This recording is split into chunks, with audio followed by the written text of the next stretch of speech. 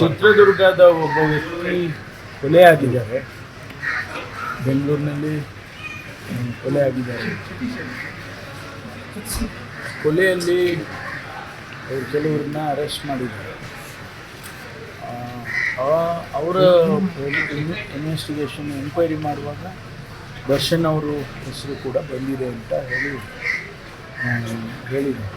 ಹಾಗಾಗಿ ಅವರನ್ನು ಕೂಡ ತನಿಖೆ ಮಾಡೋದಕ್ಕೆ ಕರ್ಕೊಂಡು ಬಂದಿದ್ದಾರೆ ಮಾಹಿತಿ ಇದೆ. ಅದ್ರ ಮೇಲೆ ತನಿಖೆ ಆಗೋವರೆಗೂ ಕೂಡ ನಾವೇನು ಹೇಳೋಕ್ಕಾಗಲ್ಲ. ಅವರು ನೇರವಾಗಿ ಇನ್ವಾಲ್ವ್ ಆಗಿದ್ದಾರಾ ಇಲ್ವಾ, ಅಥವಾ ಯಾವ ಕಾರಣಕ್ಕಾಗಿ ಮರ್ಡರ್ ಆಗಿದೆ, ಇವ್ರ ಹೆಸರು ಯಾಕೆ ಬಂದಿದೆ ಅಲ್ಲಿ ಅನ್ನೋದನ್ನೆಲ್ಲ ತನಿಖೆ ಮಾಡಿದ ನಂತರನೇ ಗೊತ್ತಾಗುತ್ತೆ. ಹಾಗಾಗಿ ಈ ಸಂದರ್ಭದಲ್ಲಿ ಬೇರೆ ಏನೂ ಹೇಳೋಕ್ಕಾಗೋದಿಲ್ಲ. ಫಸ್ಟ್ ಇನ್ಫಾರ್ಮೇಷನಲ್ಲಿ ಇಲ್ಲ, ಅವರೆಲ್ಲ ನಮ್ಮ ಇಲಾಖೆಯವರು ಇನ್ವೆಸ್ಟಿಗೇಷನ್ ಮಾಡ್ತಾರೆ. ಇನ್ವೆಸ್ಟಿಗೇಷನ್ ಆದಮೇಲೆ ಗೊತ್ತಾಗುತ್ತೆ. ಅದಕ್ಕೆ ಮೊದಲೇ ನಾವು ಏನು ಹೇಳಕ್ಕೆ ರೇಣುಕಾಸ್ವಾಮಿ ಯಾರು ಸರ್? ಮೊದಲನೇ ಪತಿ ಅಂತ ಹೇಳ್ತಾರೆ, ಹೌದಾ? ಗೊತ್ತಿಲ್ಲ, ಏನು ವಿಚಾರಗಳು ಗೊತ್ತಿಲ್ಲ, ಅಷ್ಟೇ ಗೊತ್ತಿಲ್ಲ. ಇದ್ರ ಮೇಲೆ ನಾವೇನು ಈಗ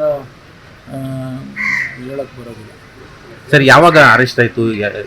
ಎಲ್ಲಿದ್ದಾರೆ ದರ್ಶನ್ ಈಗ ಅಂತ? ಇಲ್ಲ, ಅವರು ಮೈಸೂರಿನಲ್ಲಿ ಅರೆಸ್ಟ್ ಮಾಡಿದ್ದಾರೆ. ಮೈಸೂರಿಂದ ಬೆಂಗಳೂರಿಗೆ ಕರ್ಕೊಂಡು ಬಂದಿದ್ದಾರೆ. ಅವರು ಯಾರು ನಮ್ಮ ಇಲಾಖೆಯವರು ಅವರಲ್ಲಿ ಇಟ್ಕೊಂಡಿದ್ದಾರೆ ಮತ್ತು ಅವ್ರನ್ನ ಎಂಕ್ವೈರಿ ಮಾಡ್ತಾ ಇದ್ದಾರೆ, ತನಿಖೆ ಮಾಡ್ತಿದ್ದಾರೆ. ಎಲ್ಲ ಇಲಾಖೆಗೆ ಸಂಬಂಧ. ದರ್ಶನ್ ಅವ್ರ ಸೂಚನೆ ಇತ್ತಂತ ಸರ್? ಅವರು ಯಾರು ಅವ್ರನ್ನ ಮೊದಲು ಅರೆಸ್ಟ್ ಮಾಡಿದ್ರಲ್ಲ, ಅವರೆಲ್ಲ ಅವ್ರ ಹೆಸರು ಹೇಳಿದ್ದಾರೆ ಅಂತ ಕೇಳಿದ್ದಾರೆ. ಹಾಗಾಗಿ ಅವ್ರನ್ನ ಮಾಡಬೇಕಲ್ಲ, ಯಾಕೆಂದರೆ ಇದು ಮರ್ಡರ್ ಕೇಸ್ ಆಗೋದ್ರಿಂದ ಸೀರಿಯಸ್ ಆಗಿ ಮಾಡಬೇಕು.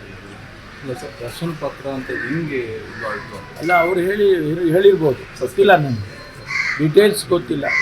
ಅದು ಅವ್ರ ಹೆಸರು ಹೇಳಿರ್ಬೋದು ಅಂತ.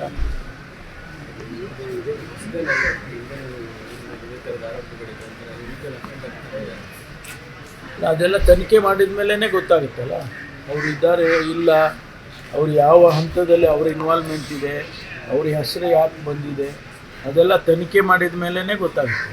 ಸರ್, ಎಲ್ಲದಕ್ಕೂ ಕೂಡ ಸೋಷಿಯಲ್ ಮೀಡಿಯಾದಲ್ಲಿ ಮಾಡಿದಂಥ ಒಂದು ಕಾಮೆಂಟ್ ಕಾರಣ ಅಂತ ಗೊತ್ತಿಲ್ಲ ಏನಂತ. ನಿಮ್ಮ ಹತ್ರ ಶೇರ್ ಮಾಡಿದ್ದೇನೆ. ಇನ್ನೂ ಇನ್ವೆಸ್ಟಿಗೇಷನ್ ಆದಮೇಲೆ ಬೇರೆ ಬೇರೆ ವಿಚಾರಗಳೆಲ್ಲ ಬರುತ್ತೆ.